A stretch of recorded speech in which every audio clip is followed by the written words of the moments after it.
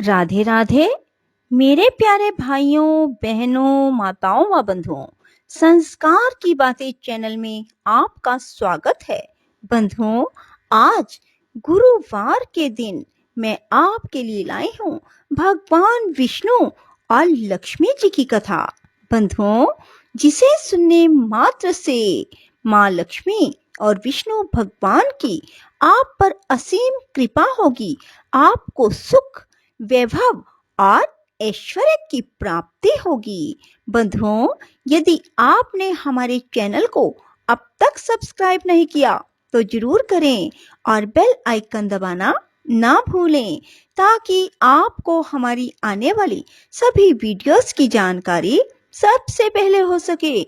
बंधुओं, वीडियो को पूरी सुने। सुनने के बाद कमेंट बॉक्स में जय विष्णु भगवान, जय माँ लक्ष्मी जरूर लिखें।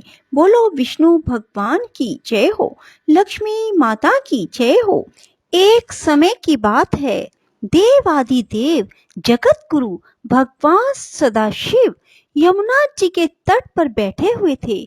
उस समय नारद जी ने उनके चरणों में प्रणाम करके कहा, देव देव महादेव, आप सर्वज्ञ, जगदीश्वर, भगवत धर्म का तत्व जानने वाले तथा श्री कृष्ण मंत्र का ज्ञान रखने वालों में सर्वश्रेष्ठ हैं। देवेश्वर, यदि मैं सुनने का अधिकारी हूँ तो कृपा करके मुझे यह मंत्र बताइए, जो एक बार के उच्चारण मात्र से मनुष्य को उत्तम फल प्रदान करता है। शिव जी बोले, महाभाग, तुमने यह बहुत उत्तम प्रश्न किया है। क्यों ना हो, तुम संपूर्ण जगत के हितैषी जो ठहरे, मैं तुम्हें मंत्र चिंतामणि का उपदेश दे रहा हूँ। यद्यपि वह बहुत ही गोपनीय है, तो भी मैं तुमसे उसका वर्णन करूंगा। कृष्ण के 2 मंत्र अत्यंत उत्तम हैं।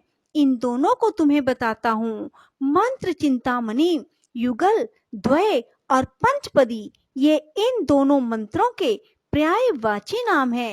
इनमें पहले मंत्र का प्रथम पद है गोपीजन, द्वितीय पद है वल्लभ, तृतीय पद है चरणान, चतुर्थ पद है शरणम और पंचम पद है प्रपद्ये। इस प्रकार यह गोपीजन, वल्लभ, चरणान, शरणम, प्रपद्ये मंत्र 5 पदों का है। इसका नाम मंत्र चिंतामणि है। इस महामंत्र में 16 अक्षर हैं। दूसरे मंत्र का स्वरूप इस प्रकार है, नमो गोपीजन। इतना कहकर पुनः वल्भाभ्याम का उच्चारण करना चाहिए। तात्पर्य यह है कि नमो गोपीजन वल्भाभ्याम के रूप में यह 2 पदों का मंत्र है, जो 10 अक्षरों का बताया गया है।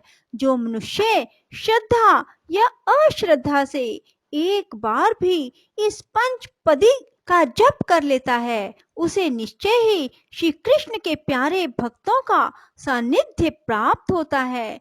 इसमें तनिक भी संदेह नहीं है। इस मंत्र को सिद्ध करने के लिए ना तो पुरुष चरण की अपेक्षा पड़ती है, ना न्यास विधान का क्रम ही अपेक्षित है। देश काल का भी कोई नियम नहीं है। अरि और मित्र आदि के शोधन की भी आवश्यकता नहीं है।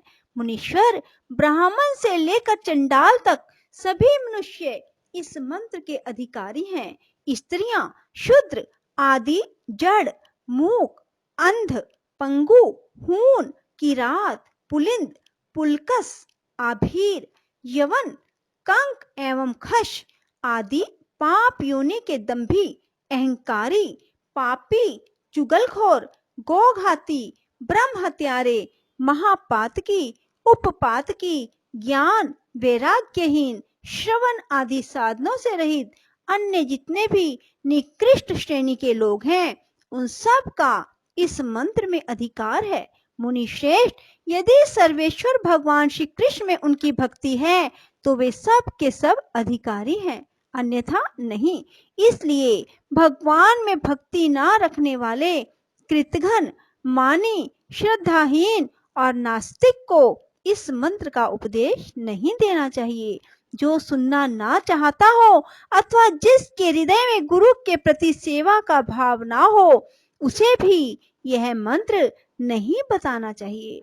जो श्री कृष्ण का अनन्य भक्त हो, जिसमें दम और लोभ का अभाव हो, जो काम और क्रोध से सर्वथा मुक्त हो, उसे यत्न पूर्वक इस मंत्र का उपदेश देना चाहिए। इस मंत्र का ऋषि मैं ही हूँ।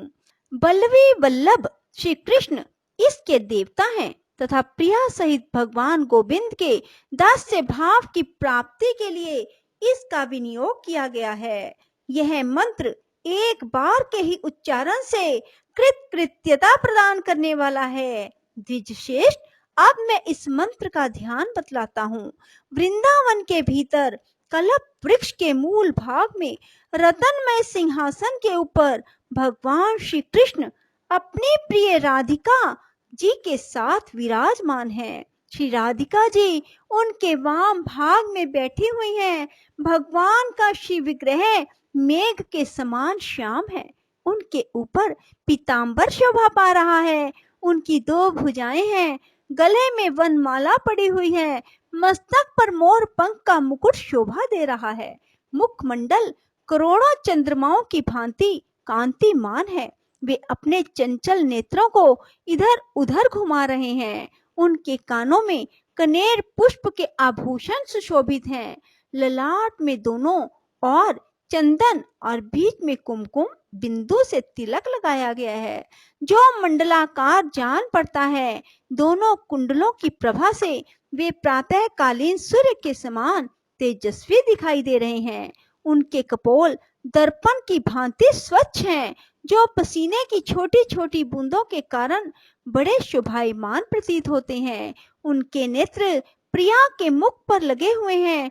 उन्होंने लीलावश अपनी भौहें ऊंची कर ली हैं। ऊंची नासिका के अग्रभाग में मोती की बुलाक चमक रही है। पके हुए कुंदरू के समान लाल होठ दांतों का प्रकाश पड़ने से अधिक सुंदर दिखाई देते हैं।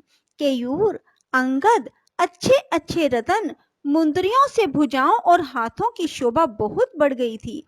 वे बाएं हाथ में मुरली और दाहिने में कमल लिए हुए हैं। करधनी की प्रभा से शरीर का मध्य भाग जगमगा रहा है। नुपुरों से चरण सुशोभित हो रहे हैं। भगवान क्रीड़ा रस के आवेश से चंचल प्रतीत होते हैं। उनके नेत्र भी चपल हो रहे हैं। वे अपनी प्रिया को बारंबार हंसाते हुए स्वयं भी उनके साथ हंस रहे हैं। इस प्रकार श्री राधा के साथ श्री कृष्ण का चिंतन करना चाहिए। तदंतर श्री राधा की सखियों का ध्यान करें। उनकी अवस्था और गुण श्री राधा जी के समान है। वे चंवर और पंखी आदि लेकर अपनी स्वामिनी की सेवा में लगी हुई हैं। नारद जी, श्री कृष्ण प्रिया राधा अपनी चैतन्य आदि अंतरंग विभूतियों से इस प्रपंच का गोपन संरक्षण करती हैं, इसलिए उन्हें गोपी कहते हैं। वे श्री कृष्ण की आराधना में तन्मय होने के कारण राधिका कहलाती हैं। श्री कृष्णमयी होने से ही वे परा देवता हैं, पूर्णतः लक्ष्मी स्वरूपा हैं। श्री कृष्ण के आह्लाद का मूर्तिमान स्वरूप होने के कारण मनीषीजन उन्हें आह्लादिनी शक्ति कहते हैं। श्री राधा साक्षात महालक्ष्मी है और भगवान श्री कृष्ण साक्षात नारायण है।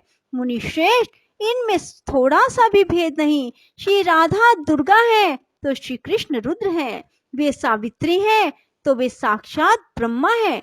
अधिक क्या कहा जाए, उन दोनों के बीच किसी भी वस्तु की सत्ता नहीं है। जड़ चेतनमय सारा संसार श्री राधा कृष्ण का स्वरूप है। इस प्रकार सबको उन्हीं दोनों की विभूति समझो। मैं नाम से लेकर गिनाने लगूं तो 100 करोड़ वर्षों में भी उस विभूति का वर्णन नहीं कर सकता। तीनों लोकों में पृथ्वी सबसे श्रेष्ठ मानी गई है। उसमें भी जम्बू द्वीप सब द्वीपों में श्रेष्ठ है। जम्बू द्वीप में भी भारतवर्ष और भारतवर्ष में भी मथुरापुरी श्रेष्ठ है। मथुरा में भी वृंदावन, वृंदावन में भी गोपियों का समुदाय, उस समुदाय में भी श्री राधा की सखियों का वर्ग, उसमें भी स्वयं श्री राधिका सर्वश्रेष्ठ है। श्री कृष्ण के अत्यधिक निकट होने के कारण श्री राधा का महत्व सबकी अपेक्षा अधिक है। पृथ्वी आदि की उत्तर उत्तर श्रेष्ठता का इसके सिवा दूसरा कोई कारण नहीं। वही ये श्री राधिका हैं जो गोपी कही गई हैं। इनकी सखियां ही गोपी जन कहलाती हैं। इन सखियों के समुदाय के दो ही प्रियतम हैं, दो ही इनके प्राणों के स्वामी हैं, श्री राधा और श्री कृष्ण। उन दोनों के चरण ही इस जगत में शरण देने वाले हैं। मैं अत्यंत दुखी जीव हूँ, अतः उन्हीं का आश्रय लेता हूँ, उन्हीं की शरण में पड़ा हूँ। शरण में जाने वाला मैं जो कुछ भी हूँ, मेरी कहलाने वाली जो कोई भी वस्तु है, वह सब श्री राधा और श्री कृष्ण को समर्पित है। यह सब कुछ उन्हीं के लिए है, उन्हीं की भोग्य वस्तु है। मैं और मेरा कुछ भी नहीं है।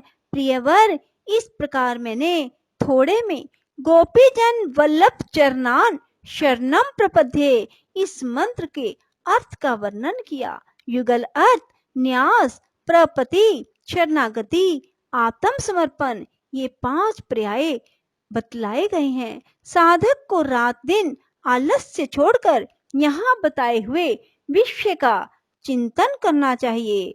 बोलो श्री विष्णु भगवान की जय। राधे राधे, जय श्री कृष्णा। बंधुओं, यदि आपको हमारी वीडियो पसंद आए तो इसे लाइक करें और शेयर भी जरूर करें। धन्यवाद।